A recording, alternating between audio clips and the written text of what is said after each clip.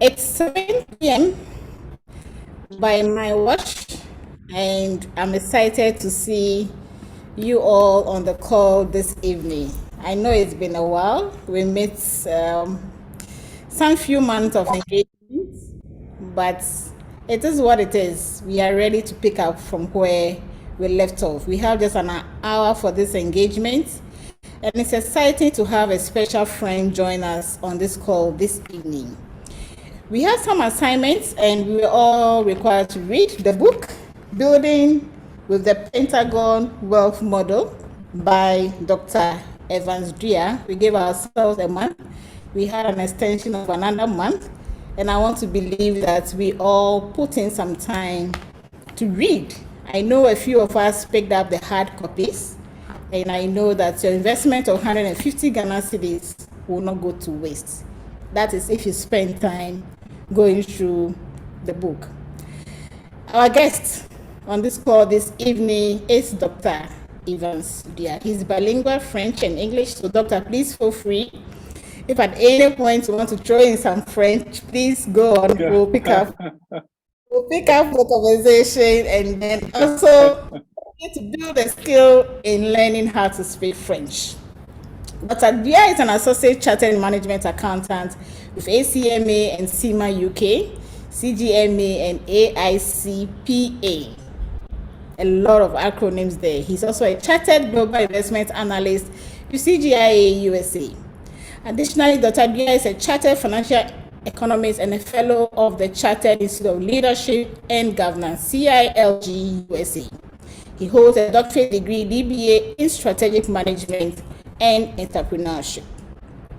Our guest, who is the author of the book we are about to review, consults and plays major roles in many business startups, merger acquisitions, fundraising, partnership, and collaboration. He also engages in a lot of feasibility studies for international companies intending to establish subsidiaries in Ghana or West Africa. He is the author of the book Intentional Wealth 2.0, Building with the Pentagon Wealth Model. The reason we are all gathered on this call this evening, his desire is to shape the next generational thinkers and doers. And he's also an obvious, accomplished public speaker on varied conversation. Dr. Duah, you are welcome to our platform, Masters. Thank you so much, Doc. Where we engage through reading, exploring, experience on issues concerning wealth creation, wealth management, and wealth protection. So we are excited to have you on this call this evening to spend an hour with us. Welcome to all of you who have so much the call. So let's start with some icebreaker questions so that we all settle into the conversation. There's always that point. I mean, most time people will say, don't know what is in the writer's mind at the point of writing. Please tell us, what was that aha moment for you to be able to put everything you have gathered in this book that we reviewed and read as well? So I think the first thing is, Doc, is my voice very clear? Can you hear me loud and clear? Yes, we Fantastic. Can. Okay, great. So for the book itself, what happened is that I had written other books before this one, but I had actually decided to have come out with this book when I think I'm one of the richest men on earth, since I was going to talk about wealth. So this book, I think the first concept of the book was really somewhere 2011. That's when I developed the full concept about the Pentagon Wealth Model, somewhere in 2011. But I felt that I needed to become as rich, because you want to talk about money, you want to talk about wealth. A lot of people would want to actually see you, worthy or extremely rich for that. So what I did was to actually put a lot of these things I had learned and also embellish it with time, with practice. So I would say that it started on at the beginning like a concept, then went on like a research and a hunger for solutions. And then I piloted them, tested them personally, and with other few friends and colleagues I was mentoring or consulting for guiding with their wealth management here and there.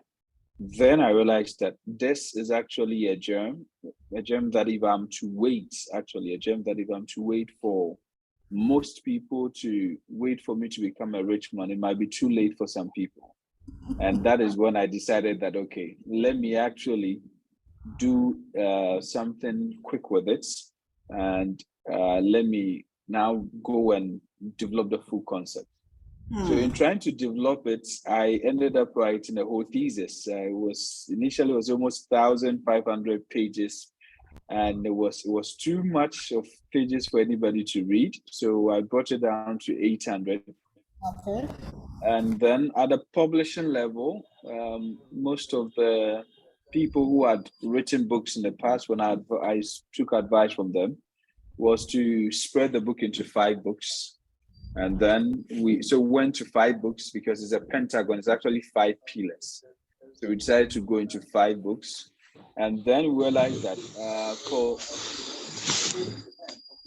for coming out.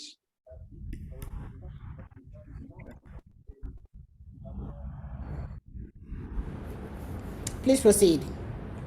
Okay. So for most of them, I think. Doc, are you okay? Yes, I think I have to take the AirPods because of the Okay. AirPods. The noise goes straight into my ear.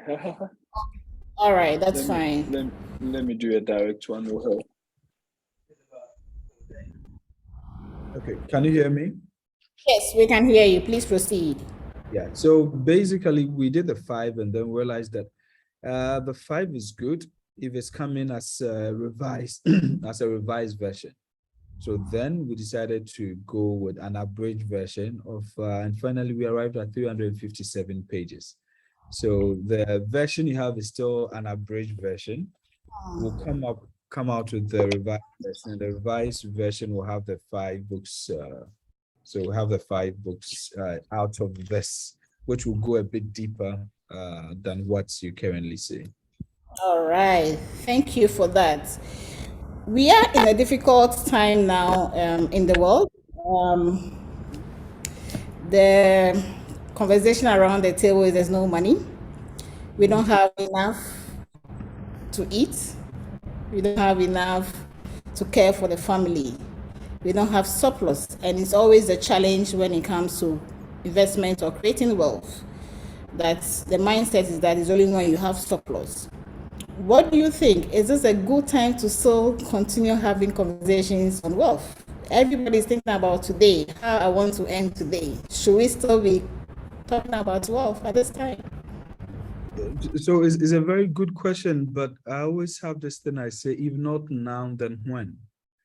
I say this from the concept where currently, if you are having any reason of having financial challenges, we need to understand this right from the beginning. Our today is because of the things we did yesterday. Whatever we have today is what we did yesterday that we actually enjoying from today. If we give the current financial challenges, crisis globally, as a reason not to plant for tomorrow, tomorrow will come and it would even be worse. And most of us would have regretted not taking certain steps. I'm a Christian, so I would like to just say a word. If Bible says that if you watch the wind, if you watch the weather, you never sow. Because there would never be a time that seems appropriate and nobody would even seem to have enough. When the current biggest sale in the merger acquisition industry with Twitter and Elon Musk recently, even the current richest man in the world, when he wanted to buy out Twitter, he needed to use what we call an LBO, which is a leverage buyout, by using crowd-in funding from other banks in order for him to make a bid for Twitter. What I mean here is that even the richest man on earth, his money is not enough. He still even needs help from other banks. So I don't think anybody listening to me on this call would ever have enough money to even begin with. But this is the point I always do. We either do it by inclusion or we do it by exclusion. If we are going to work by inclusion here, then we are going to say that currently I do not have enough money. So what I have is what I can spend. But then if we also do it by exclusion, I would pose this rhetorical question. If anybody listening to me on this line earns 2,000 Ghana cedis a month, for example, will the person at any point spend as if he's earning 20,000? No, because the person is not having that excess 18,000 to spend. What it means is that the person is only going to spend within that 2,000 Ghana cedis. If you are earning 1,000 Ghana cedis on this line, you're not going to spend within 2,000 Ghana cedis because you do not have that luxury to do that. What it means is that whatever we have is within that amount we spend, or we go and borrow money from the bank based on our loan, which is actually still an actualized money from the future that we actually using today. So then the point here is that we will still have to talk about money because tomorrow is going to come. As of today, you are going to be comfortable today if you took some hard decisions yesterday. You are going to take some hard decisions today to make your future more comfortable. So, Doc, I personally think that how tough the economy is actually enough reason to tell us that if we don't plan, things would actually get worse. So I always tell people, if you do not apply for the job, nobody is going to call you for an interview. But at least if you apply for the job, you get the chance of being shortlisted. So if you are not making any plan towards your financial future, then what it means is that the future that is already tough today will get tougher, and you may not have any control over it. It's definitely true what they say, that even in the midst of the storm, there are opportunities that everybody must grab on. And I want to believe that those who are smiling now, those who are not overly agitated, are the ones who were able to put something away. Because we keep saying that it's not how much cash you have at the bank that makes you wealthy. No. It is how actively you change that cash into making something else for you. So thank you so much, Dr. Duah, for those nuggets that we should not shy away. Keep celebrating the fact that we don't have, so we can't build wealth. Your book is structured around very interesting themes, and I want to align this with the thoughts of Richard Stembler in his book Rules of Wealth. Richard talks about the importance of everyone to think wealthy. He says we should get wealthy, and you align that with wealth creation in your second chapter. He moved on to say, you don't stop at getting wealthy, you must get wealthier. I like that a lot. And you talk about wealth accumulation. Exactly. In the third chapter, he went on to say that you don't get wealthy and go to sleep. You must stay wealthy. You don't get wealthier and go to sleep. You must stay wealthy. That is where you speak about wealth management and protection in chapter 4 and chapter 5. Then you conclude with wealth distribution, where Richard also touches on sharing our wealth. I will at this point like you to summarize these chapters for us so we get the understanding that it is not enough to just dream about being wealthy, and it doesn't stop when you get the wealth.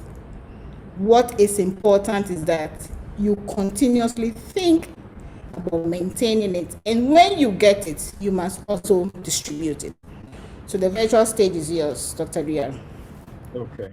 So what I've done for this discussion is to just pick the summarized version of the book in forms of picturesque manner to make it easier for people, and then we speak to it. So the entire book is structured, as you can see on the screen, on these 5 cardinal pillars. So there's a wealth creation component, and then we look at the wealth accumulation component. We look at the wealth management, the wealth protection, and then the wealth distribution. Now, to make this easy right from the beginning, what I do in this book is that when I was actually listening to most of the people that were mentors for me in terms of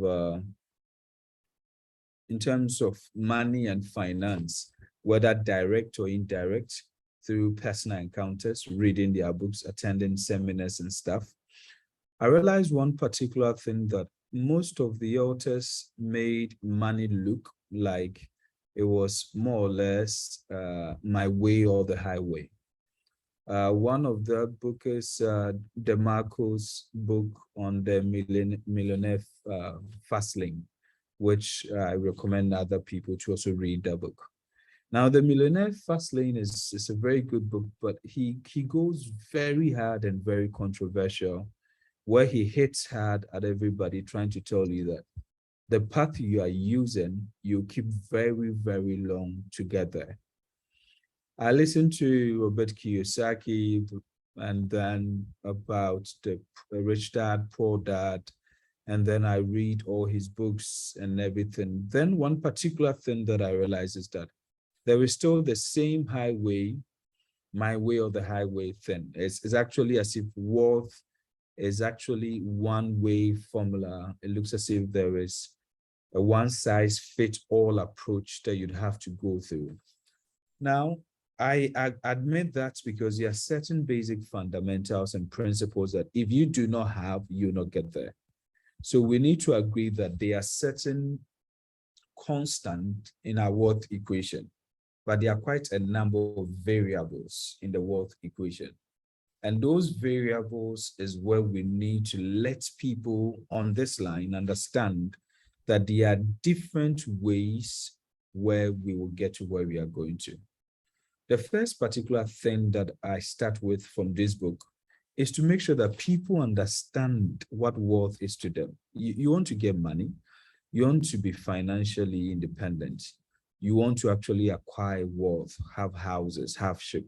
You want to be important in society. You want to be revered, respected, honored. Whatever wealth means to you, you want to have a healthy life where for you is your health, my wealth. Whatever option you are going for, we need to define right from the beginning exactly what wealth is to us. The problem with so many people is that, and I say this actually in the book, for so many people who are going nowhere, every destination, every place is an end for them. So if I don't know that I'm heading, so by the way, I just arrived from Accra. I was driving on the highway. And with all the efforts that I was making, if I was not heading towards Pukwase, Lendador, and Konongo, and so on, and I was using the same efforts, but I was going through Kaswa, and then Cape Coast, and then Takrade, I would still find my way to Kumasi some way, somehow, but I would have wasted more time.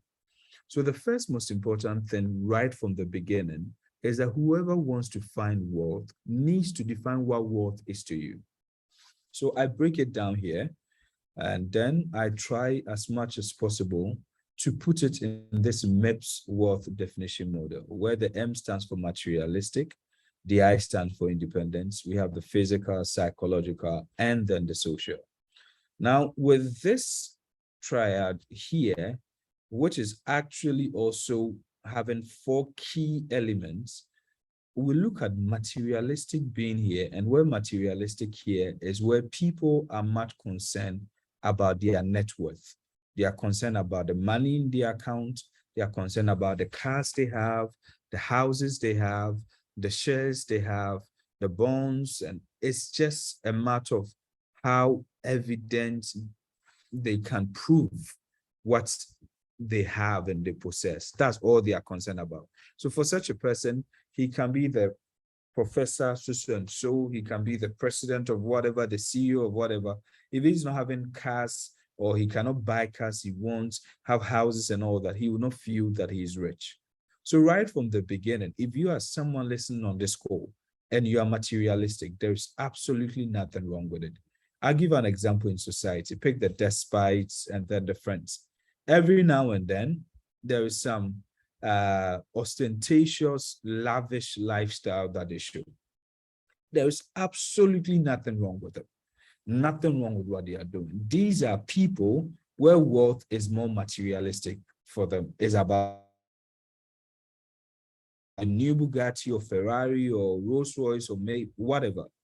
If you are that kind of person listening on this call, there's absolutely nothing wrong with you for you to want those things. You have worth defined from the beginning as such, and that is excellent. There are some people on this call where they can have all the cars. So some people can get a job. They are given cars every 2 years. They are given even a mortgage. They are given a whole accommodation. They have a lot of things going for them. But the job or the business seems to buy every time that they have. They literally do not have time for breathing. They literally don't have time for sleeping. And for such a person, this would not be worth for them because they are not concerned about the materialistic component of it. They are concerned about their independence. And for the independence, I break it into 3. On this call, we talk about 2 so that people can reach the rest for themselves. So the independence here, we talk actually about the financial independence. So some people are concerned about how they can be financially independent. They don't need to borrow from banks. They don't need to borrow from people. They don't need to actually do anything in terms of money. They should be able to pay for things themselves and move in those angles and circles so that it does not actually happen. My apologies. It actually does not happen that way. And then there's also those who are actually concerned about their geographical independence. So they are concerned about their mobility. They are concerned about the fact that they really would be able to work from any place. They want to work remotely. I remember I had some friends who came from Minnesota and they were in Ghana in December. And it was as if they never traveled out of the US. They could fully work here in Ghana. They never took a leave because their job is fully remote. So some people, it's all about the independence, and that is where their worth is. And then we talk about some people, it's physical and even psychological. So here I break it down where some people are concerned about their health. I'll give an example. When I used to work in the bank, there's one of the young ladies, she was in her early 40s, and this lady was actually rising, doing extremely so well. At a point, she realized that the job was actually deteriorating her health. She was actually on the verge of getting some big promotion with increment in salary and everything. She actually just resigned from the banking job. She did it not because of any other thing, but she did it because for her, her health was her wealth, and she could not compromise it for money or for any other job. So there are some people where health means everything to them. There are some of you listening to this on this line where for you it's about your mental health, it's about your peace of mind, it's about your spirituality. You cannot compromise this, you cannot do anything. So you can get the independence, but you don't have the peace of mind. You can get the materialistic, but you don't have the peace of mind. That means that the psychological is very important to you. The spiritual is important to you. Your value system is important to you. So you find yourself in a situation where you have to compromise your values. You have to compromise your stance in order to make money. You don't want to do that. So those people, they have this component being very important to them. And then there's a last component, which is social. And I like using this example of the Colombia drug law, who was so rich through cocaine and politicizing a lot of things. He made money, put monies in cemetery, in houses, in boxes, in coffins, everywhere around the world. Yet, this man was not satisfied. He wanted to be the president of Colombia. All the money and the power he had, everything was not enough. He wanted that reverence. And this one, we see it with Maslow's theory of need. And this is very important when people get to that point of self-actualization. It does not matter the money they have in the account. It does not matter how independent they are. If they are not, like we say in Nipamama, they are not reputable people in society. They are not people that other people respect and revere, where people come into contact with them and they are just in awe of them. They are so delighted to see them. They are celebrities and so on and so forth. They wouldn't. So in most of the books that I read, none of them did this breaking here because they made it look like wealth is all materialistic. But then what I do right from the beginning is to break it into these 4 dimensions and to help you to be able to understand from the beginning, what does wealth mean to you? The very moment you know that I am heading from Accra to Kumasi, you know exactly that you have decided that the journey you want to go, you have decided that Kumasi is what you want, where you want to be. In that very particular instance, you have determined that yours is more materialistic. By the way, in terms of questioning, you can have a bit of all of them. It does not mean that you have only this. No, just that the discussion here is that which one is higher amongst these 4. So when we do the revised edition, I have developed a questionnaire that will be able to help people when they are able to answer it. We are developing a software where once you go through the questionnaire, we'll be able to help you to know which one of these 4, actually we'll break it into 5, which one of these 5 would best fit you, so that it will help you to know which one you are more of by following those questionnaires, and then we'll be able to get you there. So once I do this, the next thing that I do is to actually come at this point to break it down step by step and to let people understand what they have to do. I wouldn't waste too much time on this for now, and I'll come back to this. So once that we know exactly that, okay, this is the kind of wealth that I want to have. I'm more materialistic, okay? I am more into independence. I'm more into social, I'm more into physical, psychological, I'm more into this. Once I have that, we now come into these pathways through which we can get there. So I want to get to Kumasi, from Accra to Kumasi. Am I going with a 40-minute flight? Am I going with a 4-hour bus? Am I going in a 3-hour private car? Am I going in a 5-hour whatever? Am I going to walk? Am I going to, what option? How do I get there? Some of the options are faster than others. And this is something that we all need to know right from the beginning. So there are people here, listen on this line, where you can go the dreamer pathway. The dreamer pathway is where we see people like entrepreneurs. These are people who do not go through the normal pathway of job. These are people who either have an idea, they have a special skill, they have a special talent, and these talents will be able to help them accelerate to levels that will take so many people so many years. I give an example of Jackie, the musician. So Jackie was my student. When I completed Puplampu College, I did some quick teaching, primary school teaching and junior high JSS teaching before for that period.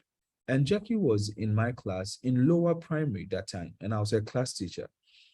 And this young lady today, Jackie, is a superstar, not only in Ghana, but literally in Africa and gradually all over the world. This lady was already known even before she completed her degree program at KNUST Business School.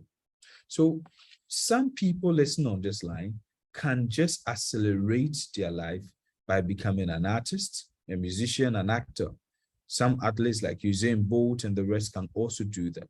Now, in this modern world of influencers, you can do like Ude Maya has done it through YouTube and so on and so forth.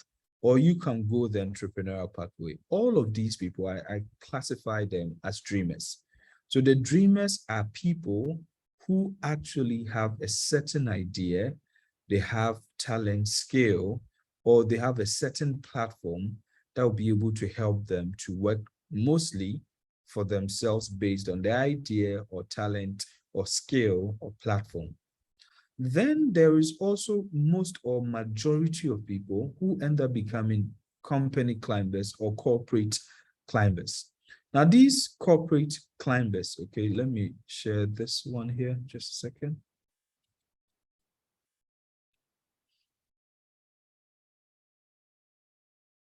Okay. Let me share the final adapted version. That would be easier. Okay, let's stick with this one. So we have the corporate climbers here. Now, these corporate climbers are basically people who decide that for all that is worth, I am not somebody who has maybe a specific skill or talent. I'm not a Messi, Ronaldo. I'm not Vivian Gill, or I'm not John Dumelo, or I'm not someone who has special talent in acting or influencer, whatever. I would just go to my university, get my degree, get a job, and then I'm going to work so hard and climb within the corporate ladder. These are people who can also end up becoming super rich. Let's remember this. The objective of this pathway is to see which one is adapted to us, because most of the books about wealth and financial breakthrough treat so many people as if everybody should be an entrepreneur. So many of you listening on this line have heard this thing, where if you want to become you want to be rich, you need to be an entrepreneur. I lecture entrepreneurship for MBA and MPhil students. I research in entrepreneurship, and I'll tell you emphatically, not every single person is cut out to be an entrepreneur. There are certain characteristics that you need to have, and if you don't have, you need to develop them in order to move into entrepreneurship. So one key thing that I have, and I need you to understand it carefully, is that you can actually still make money, reach your worthy dream and destination by not necessarily being an entrepreneur. By the way, I've worked in corporate world. I am an entrepreneur. I'm a lecturer. I've done, these are things that I have lived in. So if you decide to be a corporate climber and then go through the lower level, the middle level, and then the top level, it is like a pyramid. We go to the top, and then at the apex, you can become a CEO, what we call in business the C-suite. So the C-suite is the chief executive officer, the chief financial officer, chief marketing officer, chief security officer, chief information officer, and so on and so forth. You can rise to the top of it and earn so much money. If anybody is on this line, I'll give you an emphatic example from Ghana. The CEO of Cocoa takes more money than the president and the vice president of Ghana. The CEO of the governor of the Bank of Ghana takes more money than any of the presidents or the vice president of Ghana in terms of salary. These are people, we have the governor of the Bank of Ghana and other people in Ghana who are taking way above 100,000 Ghana cedis a month. So if you pick it in terms of some of the top CEOs in the world and how much they make, there's quite a number of money, quite an amount that you can make. Remember, there is what we call the stock options, okay? As you climb higher, at a point, though you are an employee, the company business can reward you with stock options where you become a part owner of the business that you have been employed to manage.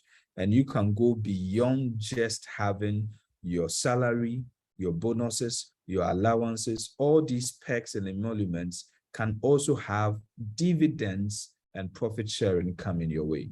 So some of you can decide that I do not have the guts. Entrepreneurship is tough. It is difficult. The risk involved, I don't think I can. So you want to go this way. You can still become very rich. That is what I try to establish right from the beginning. Then we go to those people who are the experts, the virtuosos, the connoisseurs. These are people who are professionals who have distinguished themselves. And we talk about some of them. If anybody of you have watched the series Suits and all that, there are certain lawyers where their firm, they charge top dollar. There are certain doctors in Ghana, even outside the country, everywhere, where they are surgeons and they do specific role that nobody else is doing. And you have to pay so much money, top dollar, for them to operate. You can become an expert in that. You can become the finest engineer around the world, the finest lab technician, the finest accountant, whatever, lawyer, medical doctor, so that you become la creme de la creme of where you find yourself. And eventually people will pay you so much money in order to be able to do that. Then there's a last group of people. Not everybody would actually get to become a dreamer, where how many of us, we have just 11 players, so 22 players playing on the field, and we have over 70,000 people watching them in the stadium. What it actually means is that we are going to have the Messis and Ronaldos who are the dreamers achieving those dreams. And we'll have some people who would end up becoming top CEOs and stuff and make money. We have some people who become experts in their field and stand out and still make whatever. But still there'll be a chunk because we are talking about a pyramid. Okay, and if you look at this triangle, which has nothing to do with this, we have just the apex here, and there'll be quite a number of people at the base and in the middle.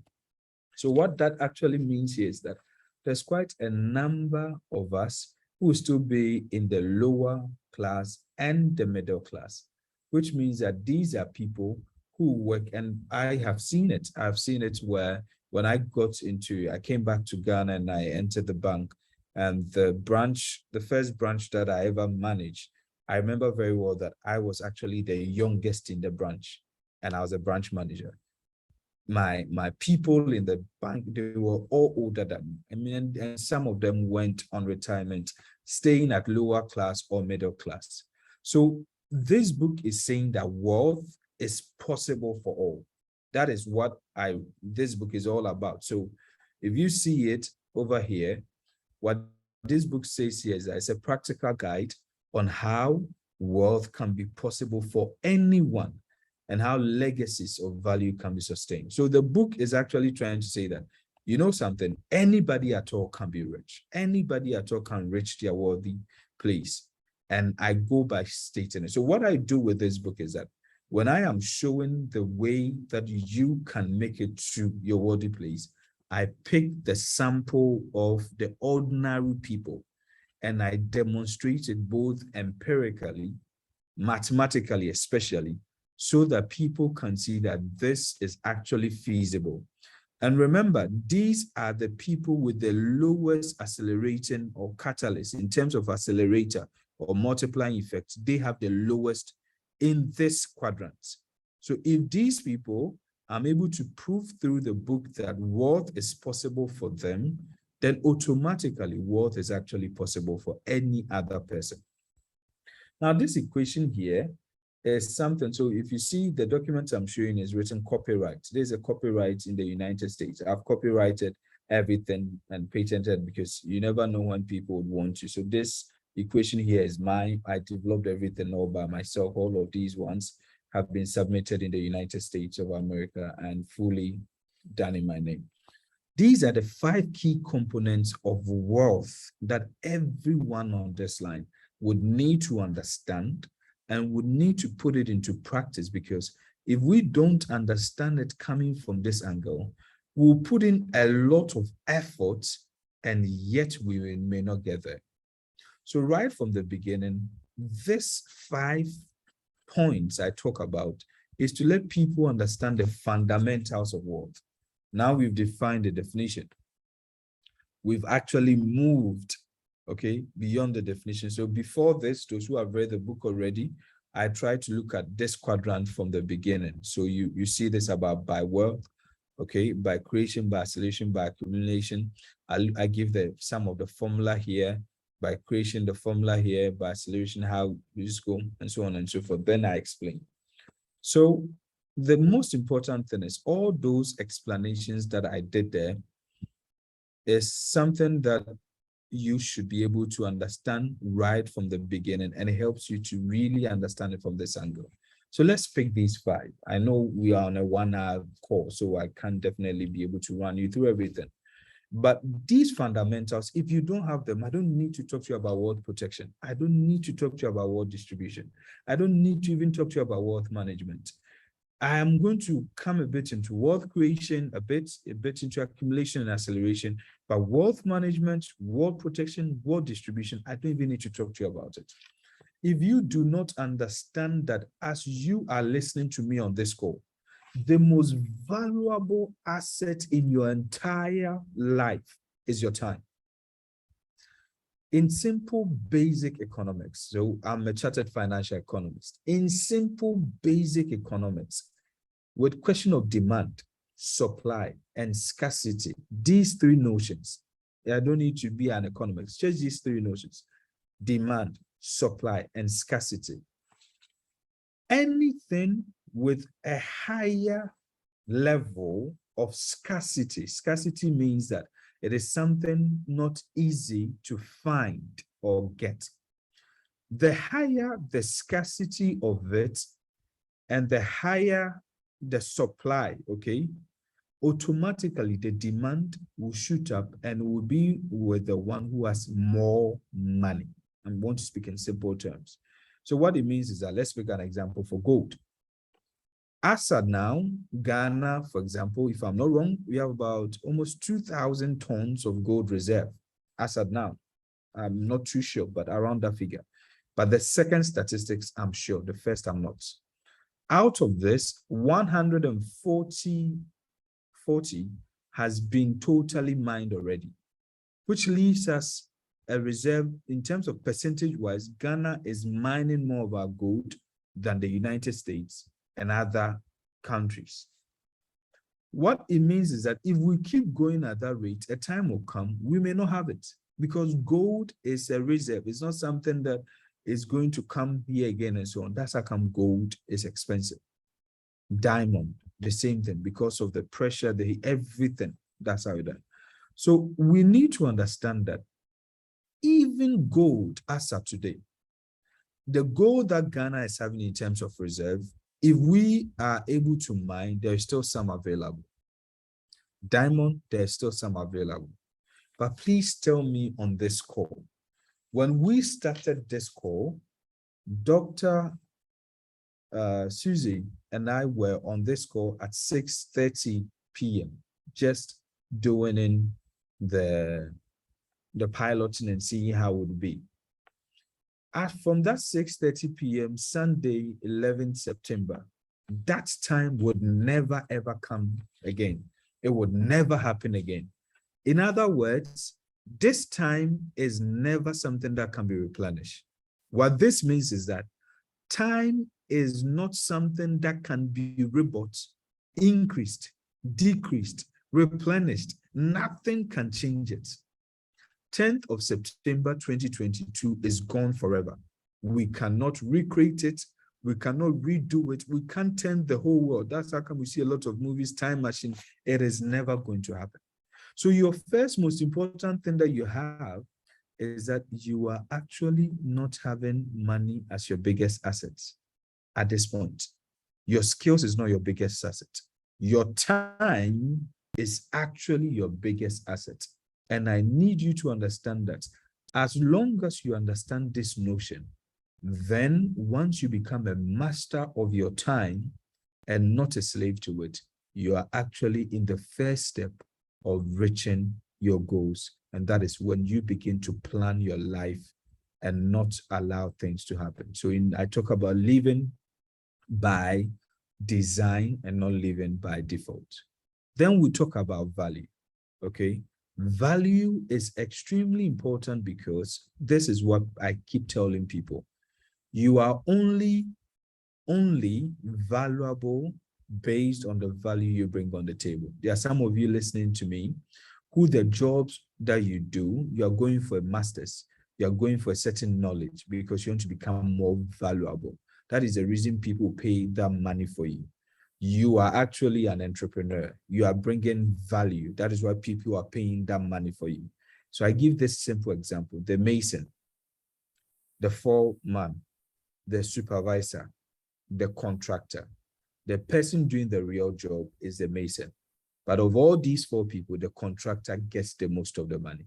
It is not about how hard you work, but it's actually about who creates the most of the value.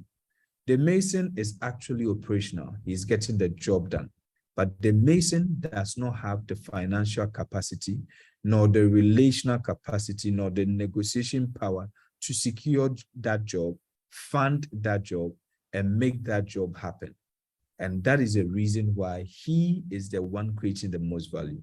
We talk about leverage, we talk about fair exchange, we talk about velocity. The difference here is that leverage makes the most. And this one, I wouldn't, because of time, because I'm seeing that we're already running out of time. And I'll just show you this one to make it quite easier for you. Just a second. I'll just Doc, I show wanted to pick your thoughts on something else. Please do. Okay, we have just about 13 more minutes to go. Friends on the call, please drop your questions in the chat room. I'm not sure we'll have a lot of time to pick up on the responses. One of the words that run through your book is poverty. This book is about wealth creation, but you touch a lot on poverty. If I can just speak on one of the nuggets in the book, poverty goes beyond not just having money to meet the needs of life. Poverty is a state of lack and less accessibility to basic needs. We talk about wealth with the understanding that you need to think and align with the type of wealth you want to create. And we also know that it has nothing to do with money you have at the bank. So what is poverty? In aligning that, because you could have so many material items around you, but you could still be poor. You are muted, Doc. So normally I always tell people, and let me share this thing from the book right here. And for a very long time, people have been trying to define poverty in so many ways, many ways. And then we just break it into two, with absolute poverty and relative poverty, just to make it simple. But new research is actually going deeper than just these two. For so many people, what is surprising and shocking when it comes to poverty is that when I'm hearing some background, sorry, my apologies. Please go on. Okay, so what actually happens with poverty for so many people is that when the World Bank, and this happens somewhere around, they did around 1946, they did 1926, and then around 1986 too, a lot of research have been done. Whenever they approach people to understand poverty beyond what we now call poverty in terms of basic needs and necessities and everything, they realize that so many people attach a lot of emotions, psychological reasons to poverty. When people describe poverty, they didn't talk about just the food. They talk about the fact that they are not regarded because they can't get a 3-square meal. They are not regarded because they have to go for government support to fund themselves. They talk about respect. They talk about this, they talk about that. The first most important thing that anybody on this line needs to know about poverty is that poverty is actually a state of mind. The reason why poverty is actually a state of mind is that there is the absolute poverty where somebody basically cannot meet basic needs. You can't get shelter, you can't get food, you can't get whatever. And these parts can be seen like the three I have just put here, where some people are poor because of bad luck. And bad luck here is as simple as it can be. Some people are born into a war zone. There is a captain friend of mine who went on peacekeeping. And for the children, when they do hear any gunshots, that is the biggest, the happiest day of their life, if there is no gunshot. These kids are not thinking about Netflix or the new iPhone or anything. It is just a day without gunshots, a day where they can just be kids. So sometimes some people find themselves in a situation where it is literally situationally induced. The system is bad. We have the same thing happening to so many Africans. They are back home, they don't excel. You take them from Africa, put them in Europe, put them in the Americas, and they are high flyers all over the place. So we can have some of these things, which is actually situationally induced. It's not your fault. You are born into a poor family, and that is it. Then there is also the component that if you were born poor, you are born into these circumstances, you, as a matter of fact, can start taking certain steps to come out of it. And that is the reason we are having this call. And then there are those with the bad choices. Now, the bad choices here, it is actually more, okay, beyond just the fact that the person is in a situational thing or situationally induced or whatever. It is also a question of people taking wrong decisions. People trying to have a bit of comfort and not sacrifice for their future. You have a bag of maize. You decide to eat all the maize today without planting part of that maize for tomorrow. If you eat every maize you have today, then there'll be no maize for tomorrow. So some people are also poor by reasoning of the bad choices. Some people are poor, and this one we see it in the Western world, but in our part here, some people are poor because they depend on the benevolence of other people. And this one, Adam Smith puts it in a very simple way. Adam Smith says that we do not go for our bread because the bakers of the baker's benevolence. He says that it's because of the baker's self-interest, the baker's advantages, and the baker's profit. In other words, the baker is not giving us bread because we are hungry. The baker is giving us bread because if he sells that bread to us, he would get some money and will make some profit. What is actually happening with so many of us is that we are actually in the state of living on the benevolence of people rather on capitalizing on the advantages, the self-interest of people. What it means is that if we can find what people need and what their interests are, we will be able to come up with solutions that can take out of poverty. So poverty is strictly a mindset, and poverty can be situationally induced. It can be done by wrong decisions. It can even be done because some people are supporting you excessively.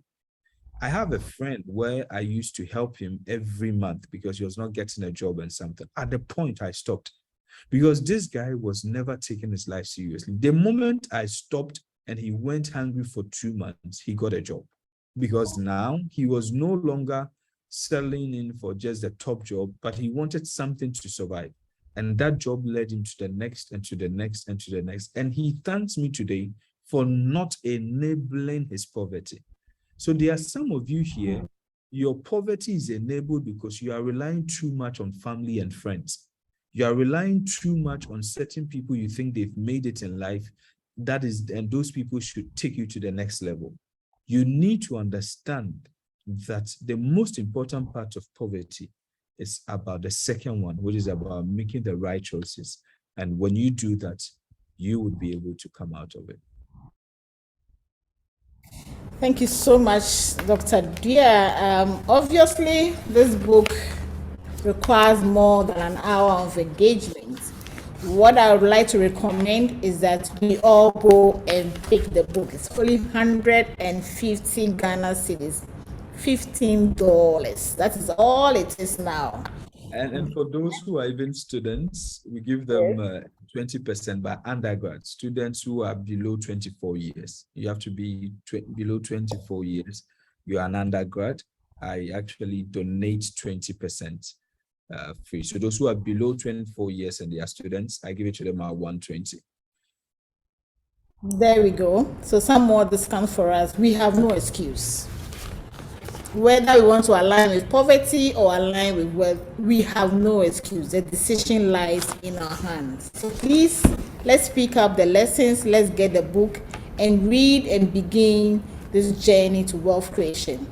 We have just 4 minutes to go. I'll allow for 2 questions. We have some compliments coming through to you, Dr. Duah, on the chat room. I'm sure you can see all the nice feedback that is being shared. We have so much to ask, but I would like, if anyone has any questions for Dr. Duah, this is the time. Please unmute and ask your question very quickly. I can take just 1 or 2 questions.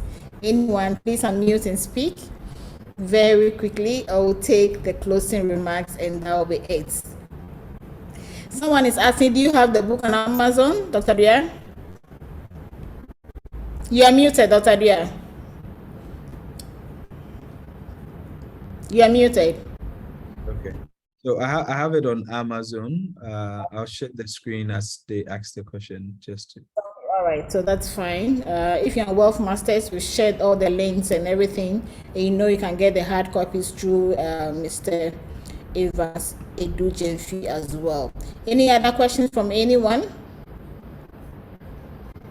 Okay, we'll take the final comments from Dr. Duah. Thank you for this time. At Wealth Masters, we've been trying to begin to, okay, Mommy, I see your hand up. Please unmute and speak. All right, Dr. Suzy. Talking about wealth, I want to ask this question. If you are working, let's say in a corporate environment, and yes, you are getting your salary, and it's literally taking all your time, how are you going to figure out maybe another next stream of income to be able to use that to invest or create the wealth you are supposed to create?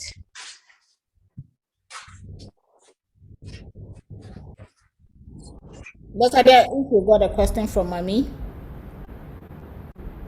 Yeah, so if I got Mami so well, her current job takes too much of her time, if I got it well. Yes.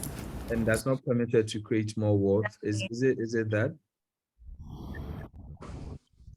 Yes, like you do not really have the luxury of time to do something else. Okay, so I think this is actually the reason why, of course, someone said, you tell me the reason why you need my book. But what I do with the book is that I take you through 3 steps, and it's just simple one. In economics, we have 4 factors of production now, but let's stick with 3. So let's stick with land, labor, and capital. Now there's a 4th one, is entrepreneurship. Now with these 3, okay, most people are born, some have capital already. Their family left them some wealth, some have land already. But we're having people, they don't have capital, they don't have land, all they have is labor. Let's assume that's your case, just for this explanation.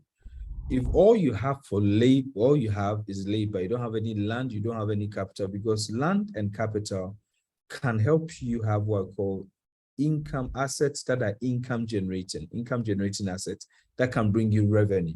So now you don't have these to help you with revenue. So all you have as income is your labor. There is absolutely nothing wrong working so hard for 10 years and having no time for yourself to build up capital and land, so that after 10 years, you can buy your independence. So this component is very important, especially for young people, that sometimes you have to do what you have to do in order to do what you want to do. So at this point, if you don't have land, you don't have capital, all you have is labor, then I'm sorry, but you may have to go through the process of accumulating, and that's why I discuss wealth accumulation, of accumulating money through this labor. And it is a very tough one. So I did banking. I leave the house 6, I'm out of the house. I come back home at 8 p.m. I did that, be able to leverage the system, leverage the opportunities, build land and capital for myself, and then started having my passive income exceeding my active income. So I could go a whole year without working officially, and I was financially more than okay, because I do not have to use only labor to generate money for myself. I have other sources of income that will come in. Unfortunately, we didn't get a chance to go into some of the models here and there, but the most important thing is that for the current situation you are in, I'm assuming you're a young lady, just an assumption. I would just tell you that you would need to have a financial plan. You can reach out to Dr. Suzy. She's very good with that. She can help you with financial planning. Octane DC has been doing that, wealth management, and that. They can help you plan your finances for the next 10 years and have an exit plan, not necessarily exiting your job, so that in 10 years, if you do not move from lower to middle to upper, where you think you can have more time and get more money, in that case, after 10 years, you exit that industry. Because in that case, your independence, like we talked about, is more important to you. So all of these things, remember that wealth is a destination we are trying to go. Sometimes it's not immediate. We don't have it now. It's a destination. So sometimes you have to go through certain processes that we may not like. It's like schooling. I never like being in school, but I have to go sit for all those papers and get the qualification for what I want to do. So at this point, you may have to go through it. I see a lot more questions coming. Okay. Dr. Suzy, please, just one more to follow, please. Okay. So it's fine. You get the chance to accumulate all these money, even though we are in a system where responsibilities and other expenses are not smiling at you. You also have to get that done, as well as accumulating whatever money you are getting. If you are able to put all that together, would you advise or would you recommend going in for a financial, say, investment or something else that can actually bring wealth to you? Okay, so that's a very good one. Let me, can you see my screen? Yes, we can. I can see.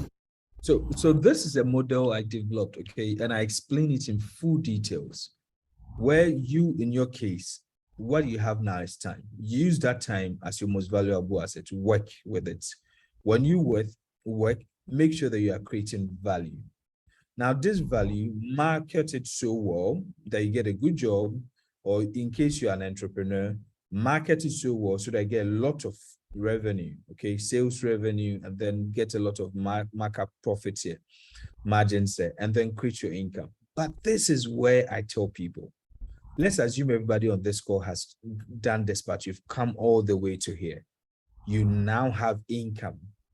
How you expend, okay, your spending is actually what is going to make the difference with this, your wealth creation. So I break it into this model here, right here on the screen.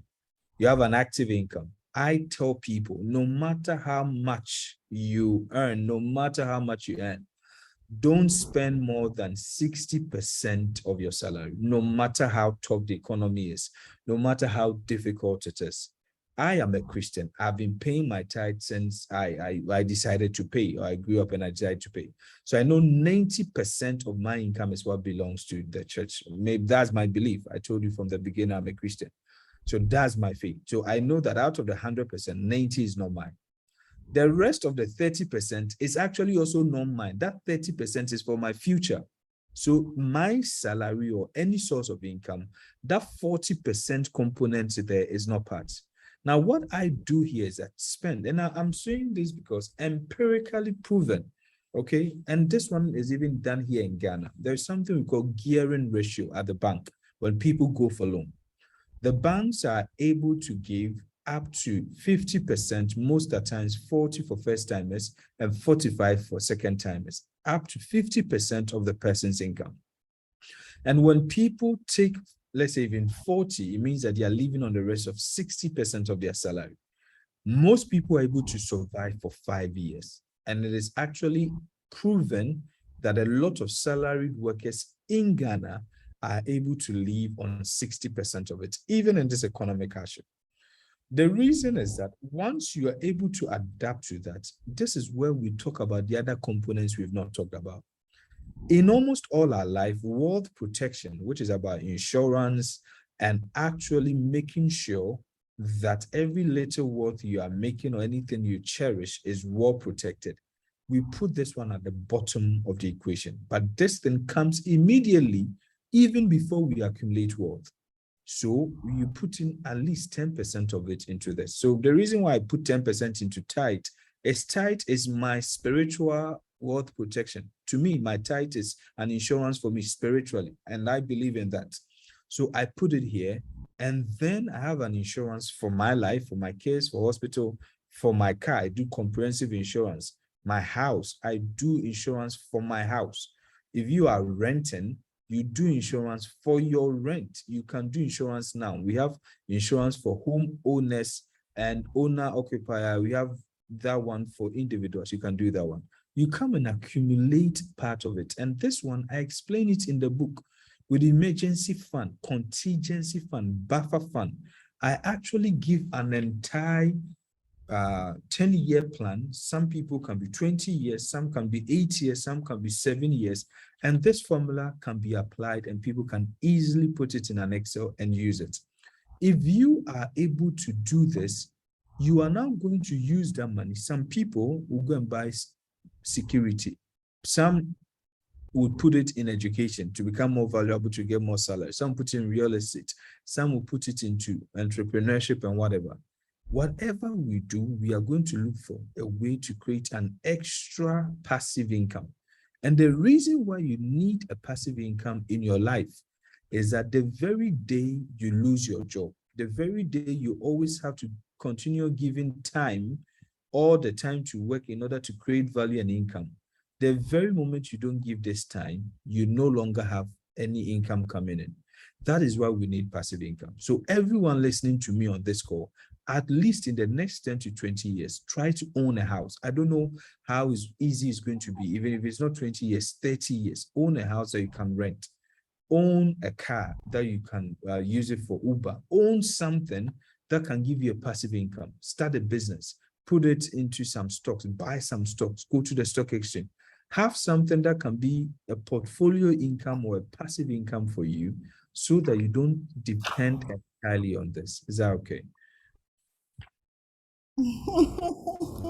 Thank you so much, Dr. Duah. Thank you for this insightful engagement. As I said, we need more than an hour with you, and I think even in a physical setup, we'll have more value in picking up the lessons. As I said, let's all pick up the book. The number has been shared in the chat room for all those who want the hard copies. Those who want the soft copy or e-copy, the details have also been shared with you on Amazon. You can also reach out to me or Wealth Masters and we'll share the details with you. Dr. Duah, our time is up, so we need to wrap up. Thank you everyone for joining us on the call. For those who joined late, the videos will be uploaded on my YouTube channel. You can always go back there and pick up on the lesson. But the most important lesson, don't just go away with what you have heard. I hope you have actually listened and you put all the lessons into practice. Wealth is not magic. We have to put in the time, and it must be intentional because we must have a goal at the end. What kind of wealth do you want to create for yourself? Thank you all very much. Please enjoy the rest of your evening. This is Dr. Suzy Aku Puplampu, Octane DC CEO, and also the cheerleader for Wealth Masters. Dr. Duah, please enjoy the rest of the evening. Thank you so much Thank for you. having me. Thank you so much for having me. Thank you, everybody. Thank you, everyone. Thank you so much.